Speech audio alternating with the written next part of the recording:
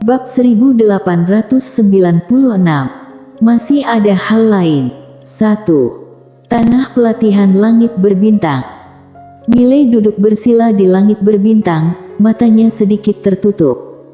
Selama periode waktu ini, dia mempelajari teori ruang waktu setiap hari. Sekarang dia sudah mampu memadatkan 18 sungai panjang waktu. Meski tidak banyak, tapi dia sudah menguasai keahliannya. Untuk mencapai hingga tidak terbatas, bagi dia sekarang adalah masalah waktu. Dia menemukan setiap kali dia memadatkan sungai panjang waktu, kekuatannya akan meningkat pesat. Sekarang bagi dia, jurus tarik pedang bisa menumpuk 400 kali lipat. 400 kali dapat ditumpangkan tanpa menggunakan kekuatan garis darah. Artinya, dia yang sekarang, meski tanpa pedang biru gaib, masih bisa melawan orang suci. Namun, dia tidak sepenuhnya yakin bisa menang dari orang suci tingkat tinggi. Tapi orang suci tingkat rendah tidak lagi menjadi ancaman baginya. Ruang waktu. Miley merentangkan kedua lengannya, lalu melambaikannya dengan ringan, lambat laun, ruang hampa di sekitarnya bergetar. Kekuatan waktu yang tak terhitung jumlahnya berkumpul ke arahnya. Lambat laun, kekuatan waktu melonjak di sekelilingnya seperti sungai. Kekuatan waktu. Miley merentangkan telapak tangannya, kekuatan waktu yang tak terhitung jumlahnya berkumpul di telapak tangannya. Secara bertahap, sungai panjang waktu memadat di telapak tangannya. Jangan lihat sepertinya kecil, nyatanya ruang hampa sangat luas. Karena dia juga menggunakan kekuatan ruang hampa. Miley melihat ke sungai panjang waktu, setelah hening sejenak, pikirannya tergerak. Dalam sekejap, sungai panjang waktu langsung berubah menjadi sebilah pedang transparan. Pedang waktu.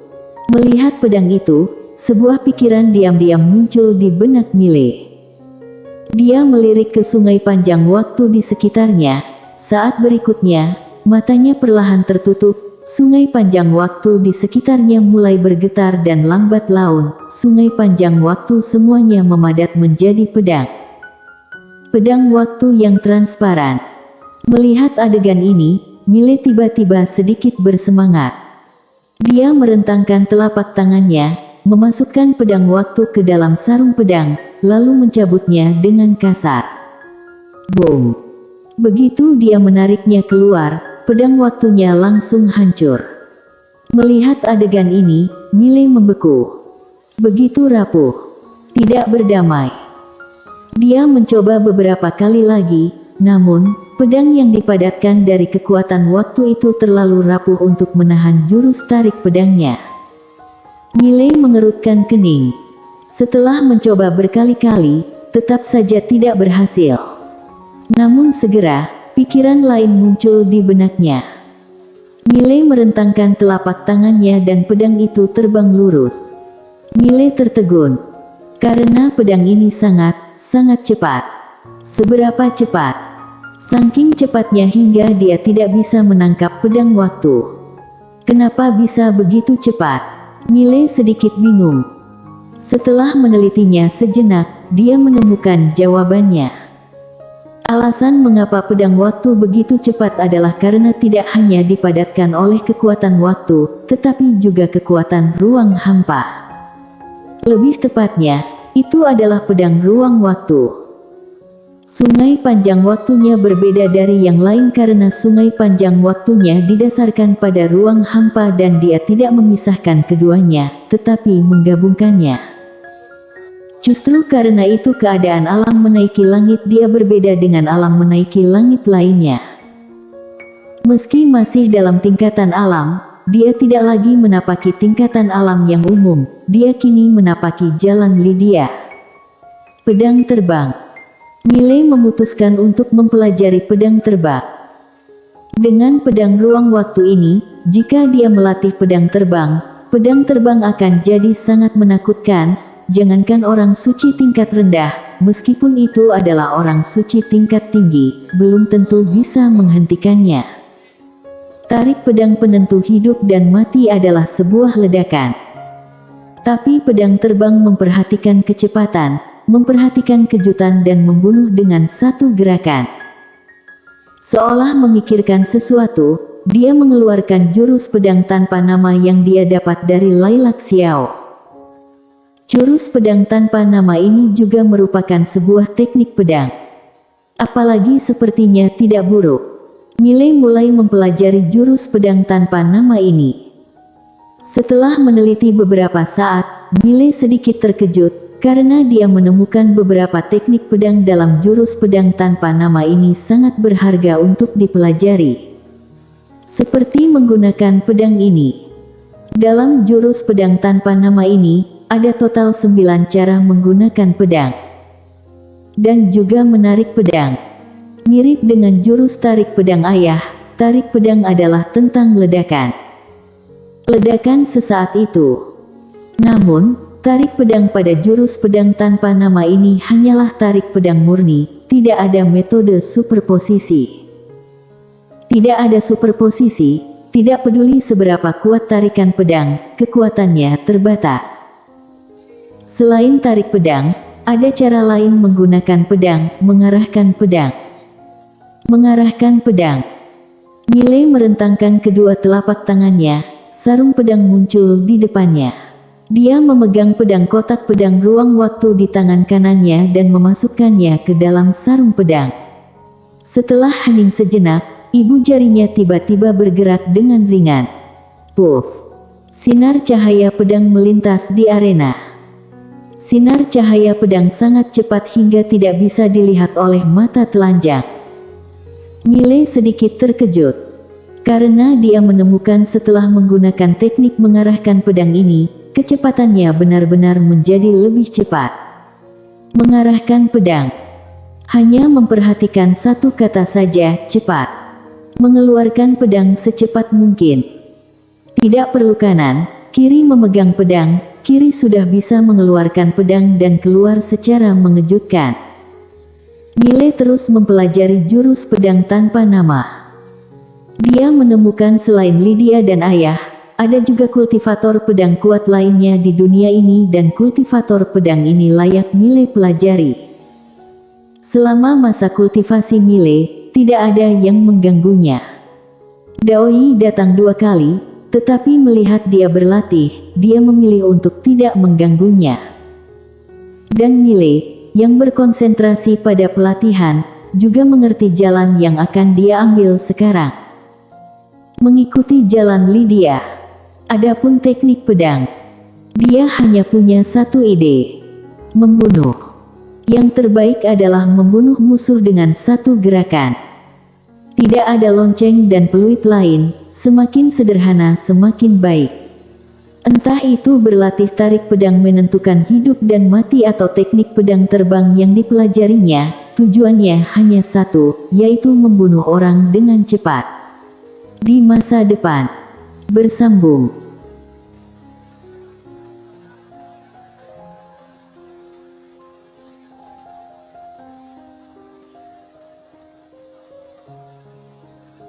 Bab 1897. Masih ada hal lain. 2. Jurus pedang tanpa nama yang tidak lengkap ini telah dipahami secara menyeluruh oleh Milei. Ini sebenarnya adalah teknik pedang yang sangat kuat, tapi dalam hal kekuatan, dibandingkan dengan tarik pedang menentukan hidup dan mati, masih kalah jauh. Jangankan yang tidak lengkap, kalaupun lengkap, masih kalah jauh dengan tarik pedang penentu hidup dan mati miliknya. Harus dikatakan bahwa tidak ada perbandingan sama sekali. Namun, ada banyak hal yang patut dipelajari dalam jurus pedang tanpa nama ini. Ayah dan Lydia berhak memandang rendah kultivator pedang, tetapi Milei tidak berhak. Banyak hal dari kebanyakan kultivator pedang yang bisa dipelajari oleh Milei. Di waktu berikutnya, Milei mempelajari pedang terbang. Dia tidak mencari teknik pedang terbang yang kuat. Dia bersiap untuk membuat teknik pedang terbang yang kuat milik sendiri. Prosesnya tidak semudah itu, tapi dia sangat menikmatinya. Saat Mile sedang berlatih, seorang tetua Small Cave juga datang ke istana Dewa Spiritual Agung. Aula Dewa Spiritual. Di dalam aula, Jericho melirik tetua Small Cave. Tetua Jiao datang dari puluhan ribu star teritori ke istana Dewa Spiritual Agung. Aku, ada apa? Tetua Jiao tersenyum sedikit. Pemimpin istana Lin, ketua Cave meminta aku menyapa pemimpin istana Lin. Jericho sedikit mengangguk. Sudah 1000 tahun sejak terakhir kali bertemu dengan ketua Cave Qiu. Apakah dia baik-baik saja? Tetua Jiao berkata sambil tersenyum. Ketua Cave sangat baik. Dia hanya memancing dan tidur setiap hari. Hidupnya sangat nyaman. Jericho mengangguk. Dia memintamu untuk datang ke sini. Kurasa ada sesuatu, katakan saja padaku. Tetua Jiao mengangguk. Pemimpin istana Lin, sejujurnya, memang ada sesuatu hal. Pemimpin istana Lin, istana kamu baru-baru ini menerima seorang pria muda bernama Mile Ye. Mile. Jericho sedikit menyipitkan matanya. Kamu datang ke sini karena dia. Tetua Jiao mengangguk. Tepat sekali. Jericho memandang tetua Jiao. Dia memang ada di istana Dewa Spiritual Agung aku. Tetua Jiao berkata dengan suara dalam. Pemimpin istana Lin, sejujurnya, orang ini buronan dari Small Cave aku. Jericho sedikit mengernyit. Buronan. Tetua Jiao mengangguk. Orang ini membunuh seseorang dari Small Cave aku. Small Cave aku sudah lama mencarinya. Saat mengatakan itu, dia bangkit dan membungkuk sedikit. Pemimpin istana Lin, tolong serahkan orang ini kepadaku dan biar aku bawa kembali. Jericho berkata dengan suara dalam, dia membunuh seseorang dari Small Cave-mu. Tetua Jiao sedikit mengangguk. Benar. Bukan hanya dia, tetapi juga wanita bergaun polos di belakangnya. Wanita bergaun polos sudah bersembunyi dan tidak bisa kami temukan. Dan Mile ini, harap pemimpin istana Lin serahkan padaku, biarkan aku bawa kembali. Jericho terdiam. Dia tidak menyangka Mile punya dendam dengan Small Cave. Orang ini benar-benar bukan bibit yang bagus. Orang dari Small Cave pun dibunuh. Setelah hening sejenak, Jericho berkata, dia sekarang sudah menjadi murid sekte luar di istana Dewa Spiritual Agung aku. Tetua Jiao berkata dengan suara dalam, pemimpin istana Lin, orang ini bukan orang baik. Apalagi orang ini membunuh orang Small Cave aku. Small Cave aku dan dia tidak akan menyerah sebelum mati. Tidak menyerah sebelum mati. Jericho terdiam. Saat ini, dia sedikit dilema. Jika melindungi Mile sama saja dengan memusuhi Small Cave, tentunya istana Dewa Spiritual Agung tidak takut dengan Small Cave, tetapi demi Mile, apakah itu sepadan? Meskipun Mile adalah murid sekte luar, menurutnya, orang-orang seperti Mile cepat atau lambat akan pergi. Oleh karena itu, dia tidak menganggap Mile sebagai orangnya sendiri. Namun, jika menyerahkan Mile begitu saja, Mile pasti tidak akan bekerja sama, bahkan mungkin membenci istana Dewa Spiritual Agung. Di samping, Tetua Jiao tiba-tiba berkata lagi, pemimpin istana Jericho Lin, Small Cave aku harus membunuh orang ini dan wanita bergaun polos.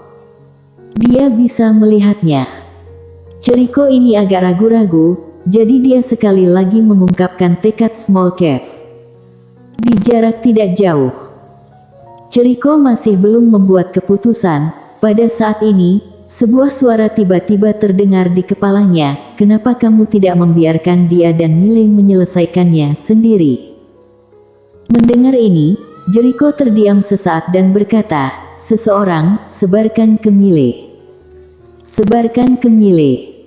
Di tanah pelatihan langit berbintang, Mile yang sedang berlatih tiba-tiba berhenti. Dia menoleh dan melihat Oliver perlahan berjalan mendekat. Mile tersenyum dan berkata, Tetua Oliver, ada apa? Oliver tersenyum dan berkata, tidak mengganggu pelatihanmu, kan? Mile menggelengkan kepala, tidak. Oliver sedikit mengangguk, pemimpin istana sedang mencarimu. Mile sedikit mengernyit, pemimpin istana mencariku. Oliver mengangguk, ya. Mile bertanya, apa dia ada bilang sesuatu? Olive menggelengkan kepalanya, tidak. Mile berpikir sejenak, lalu berkata, boleh tidak pergi. Oliver tersenyum kecut, ini. Mile tersenyum dan berkata, lupakan saja. Aku tidak akan menyulitkanmu. Saat mengatakan itu, dia hendak pergi. Pada saat ini, Oliver tiba-tiba berkata, ada orang small cave datang. Mereka mungkin mencarimu, jadi berhati-hatilah. Small cave. Mile tertegun, kemudian tersenyum dan berkata, aku mengerti. Setelah selesai bicara, dia langsung menghilang di tempat. Aula Dewa Spiritual. Begitu Mile masuk ke aula, mata tetua Jiao tertuju pada Mile. Cheriko memandang Mile dan berkata sambil tersenyum, Mile, orang ini adalah tetua Jiao dari Small Cave. Katanya, kamu ada konflik dengan Small Cave, ingin bawa kamu kembali. Di samping, tetua Jiao berdiri dan menatap Mile, Mile, kamu. Tangan kiri Mile yang memegang pedang, tiba-tiba ibu jarinya bergerak dengan ringan. Puff. Kepala tetua Jiao terbang keluar. Mile menatap Cheriko yang agak tercengang, pemimpin istana masih ada hal lain lagi. Cheriko bersambung.